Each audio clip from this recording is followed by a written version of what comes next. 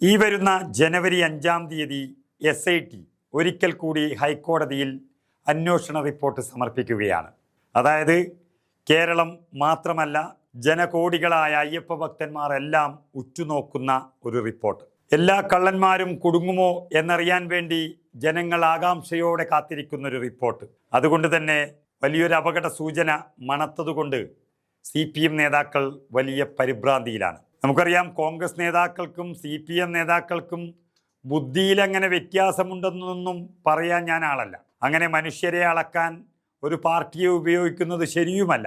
എന്നാൽ ചില വിഷയങ്ങളിൽ നേതാക്കളിൽ കാണുന്ന വിഭ്രാന്തിയിൽ നിന്ന് വളരെ വ്യക്തമാണ് അവരുടെ മനസ്സിലെ കള്ളത്തരം, അതുപോലെ അവർ നടത്തിയ മോഷണത്തിൻ്റെ ആഴവുമൊക്കെ. അതാണ് ഒരേ വിഷയത്തിൽ രണ്ട് നേതാക്കളിൽ ഒരാൾ രമേശ് ചെന്നിത്തല നെഞ്ചു നിവർത്തി കാര്യങ്ങൾ പറഞ്ഞപ്പോൾ ശിവൻകുട്ടി എന്ന കേരളത്തിൻ്റെ വിദ്യാഭ്യാസ മന്ത്രി എങ്ങും തൊടാതെ ആരോപണവും ഉന്നയിച്ച് ഓടി രക്ഷപ്പെട്ടത്. CPMൻ്റെ എല്ലാ ഓഫീസും പൂട്ടാൻ പോകുന്നതിൻ്റെ അവസാന ലക്ഷണം.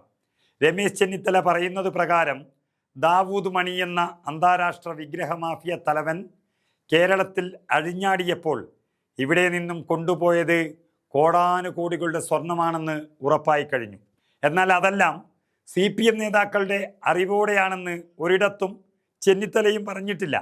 എന്നാൽ ശിവൻകുട്ടിയും അനിൽകുമാറും അടക്കമുള്ള വിരളി പൂണ്ട പിണറായി ഭക്തർ പാർട്ടിയെ സംരക്ഷിക്കാൻ വേണ്ടി കോൺഗ്രസിൻ്റെ സോണിയാഗാന്ധിയെ വരെ വെറുതെ പ്രതിപട്ടികയിൽ ചേർത്ത് ഇങ്ങനെ സ്വയം സന്തോഷിക്കുകയാണ്. എന്നാൽ പരാതി കൊടുക്കാൻ അവർക്ക് ധൈര്യവുമില്ല. എന്നിട്ടും ഒരു കോൺഗ്രസ് നേതാവും ഒരു വികാരം കൊള്ളാതെ അവർക്കെതിരെ അത് നിയമത്തിന് വിട്ടുകൊടുക്കുകയാണ് ഇപ്പോഴും ചെയ്തിരിക്കുന്നത്. അത് നിയമത്തിന് മുന്നിൽ എത്തുന്നതോടെ ഒരു നേതാവല്ല, CPM എന്നൊരു പാർട്ടി തന്നെ തീരാൻ പോകുന്നു എന്നുറപ്പായിരിക്കുകയാണ്. റിപ്പോർട്ട് സമർപ്പിക്കാനിരിക്കുന്ന ജനുവരി 5 ചിലപ്പോൾ CPMൽ വൻ മാറ്റമുണ്ടാകാനാണ് സാധ്യത. അതാണ് രമേശ് ചെന്നിത്തല എന്ന നേതാവിൻ്റെ പ്രതീക്ഷയും നമുക്ക് അദ്ദേഹം നൽകുന്ന സൂചനയും. കാരണം അദ്ദേഹം പറഞ്ഞിരിക്കുന്നത്, ഞാൻ ഒരു നേതാവിൻ്റെയും പേര് പറഞ്ഞിട്ടില്ല, പിണറായി വിജയൻ്റെതോ അതിന് താഴെയുള്ളവരെയോ പേര് പറഞ്ഞിട്ടില്ല. എന്നാൽ ഇവിടെ നിന്ന് സാധാരണ കോൺഗ്രസ് പ്രവർത്തകന്മാരുടെ തൊട്ട് സോണിയാഗാന്ധി വരെയുള്ളവരുടെ പേരുകൾ വെറുതെ പറഞ്ഞുകൊണ്ടിരിക്കുന്നു. അതിനൊന്നും കേസുമില്ല. അതുകൊണ്ട് നിയമത്തിൻ്റെ വഴിക്ക് പോയാൽ ഈ വന്നിരിക്കുന്ന യഥാർത്ഥ കാലൻ, അതായത് അന്താരാഷ്ട്ര വിഗ്രഹ മാഫിയകൾ ആരെയാണ് വിഴുങ്ങാൻ പോകുന്നത് എന്ന് വളരെ വ്യക്തമാകും. നമുക്ക് ചെന്നിത്തലയുടെ ആ വാക്കുകൾ തന്നെ കേട്ടു നോക്കാം. ഡി മണി ആരാണ് എന്ന് നിങ്ങൾ തന്നെ പരിശോധിക്കണം. ദാവൂദ് മണിയെ പറ്റിയുള്ള കാര്യങ്ങൾ, ഞെട്ടിപ്പിക്കുന്ന വിവരങ്ങളാണ് പുറത്തു വന്നുകൊണ്ടിരിക്കുന്നത്. ആ വിവരങ്ങൾ എന്നോട് പറഞ്ഞ ആൾ എന്നോട് സൂചിപ്പിച്ചെന്ന കാര്യമാണ്. ഞാൻ പറഞ്ഞത് അന്വേഷണത്തിൽ വരുന്നൊരു കാര്യമായതുകൊണ്ടാണ് ഞാൻ എന്നോട് പറഞ്ഞ കാര്യങ്ങൾ ഞാൻ നിങ്ങളോട് പറഞ്ഞിട്ടില്ല. പറയാത്തതിൻ്റെ കാരണം, ഒന്നാം വ്യവസായിയുടെ സുരക്ഷിതത്വം കണക്കിലെടുത്ത്, രണ്ട് അത് SITയോട് പറഞ്ഞ കാര്യം പൊതുവെ പറഞ്ഞ് അന്വേഷണത്തെ തടസ്സപ്പെടുത്തേണ്ട എന്നുള്ള ഉത്തരവാദിത്വ ബോധം കൊണ്ടാണ് ഞാനത് പറയാതിരുന്നത്. ഡി മണി ആരാണെന്ന് നിങ്ങൾ തന്നെ കണ്ടെത്തുക. അദ്ദേഹം ചെയ്യുന്നത് എന്താണെന്ന് നിങ്ങൾ തന്നെ കണ്ടെത്തുക. അപ്പോൾ ഇതിൻ്റെ കൂടുതൽ മാനങ്ങൾ പുറത്തു വരും. അതെനിക്കറിയില്ല. ഞാൻ അദ്ദേഹത്തോട് അത്തരം കാര്യങ്ങളൊന്നും വിശദമായി ചോദിച്ചിട്ടില്ല. ഞാനല്ലോ ചോദിച്ച് മനസ്സിലാക്കേണ്ടത്.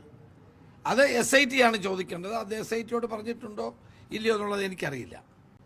ഏതായാലും ഞാനതാ പറഞ്ഞത്, ഇത് വലിയൊരു മാഫിയ ഇതിൻ്റെ പിന്നിൽ പ്രവർത്തിക്കുന്നുണ്ട്. ആ മാഫിയയ്ക്ക് ഭരിക്കുന്നവരുമായി ബന്ധമുണ്ട്. ഇന്നലെ ശിവൻകുട്ടി പറഞ്ഞല്ലോ, സോണിയാഗാന്ധിയുടെ കയ്യിൽ എന്തോ കെട്ടിക്കൊടുക്കുന്നു, സോണിയാഗാന്ധിക്കും ആൻ്റോ ആൻ്റണിക്കും അടൂർ പ്രകാശനും ബന്ധമുണ്ടോ എന്ന്. ഞാൻ ചോദിക്കട്ടെ, മുഖ്യമന്ത്രിയുടെ ചെവിയിൽ ഈ ഉണ്ണികൃഷ്ണൻ പോറ്റി മന്ത്രിച്ചത് എന്തായിരുന്നു? മന്ത്രി ശിവൻകുട്ടി അതിന് മറുപടി പറയട്ടെ. മുഖ്യമന്ത്രിയുടെ ചെവിയിൽ ഈ ഉണ്ണികൃഷ്ണൻ പോറ്റി ദീർഘനേരം മന്ത്രിക്കുന്നത് നമ്മളൊക്കെ കണ്ടതല്ലേ. അതിനെ പിന്നെ എന്താ ശിവൻകുട്ടി പറയാത്തത്? അപ്പോൾ എന്തായിരുന്നു മന്ത്രിച്ചത്? മുഖ്യമന്ത്രിക്കും അദ്ദേഹവുമായി ബന്ധം ഉണ്ട് എന്ന് ഞാനങ്ങനെ പറഞ്ഞിട്ടില്ലല്ലോ.